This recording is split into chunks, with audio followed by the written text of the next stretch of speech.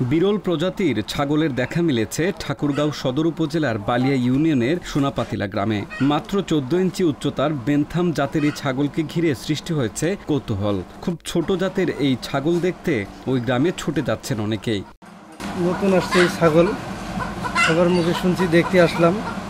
এটার মাংস শুনছি আমাদের সুস্বাদু বলে, এই জন্যে সবাই দেখতেও আসে।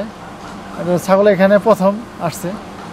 ছাগলের খামার মালিক ফজলে এলাহি সাকিব জানান, 3 মাস আগে ভারত থেকে বেন্থাম জাতের এক জোড়া ছাগল এনেছেন তিনি।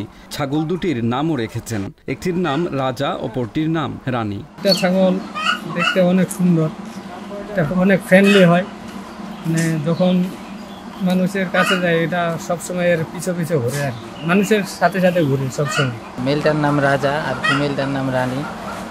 রাজা হচ্ছে একটু চঞ্চল প্রজাতির, আর হচ্ছে রানী একটু শান্ত। এই ছাগলগুলো সাধারণত দেশি ছাগলের মতো নয়। ছাগলগুলো দেখতে খুব ছোট এবং সুন্দর হয়। শান্ত স্বভাবেরই ছাগল স্বাভাবিক খাবার খেয়ে থাকে। এদের আচরণ বন্ধুসুলভ এবং খুবই নিরীহ প্রকৃতির। বেন্থাম জাতের ছাগলের মাংস খেতে সুস্বাদু। দেশি জাতের ছাগলের মতো এদের পালন করা যায়। শখের বশে বেন্থাম প্রজাতির এই ছাগল অনেকেই পালন করে থাকে বলে জানিয়েছেন প্রাণী সম্পদ বিভাগের এই কর্মকর্তা।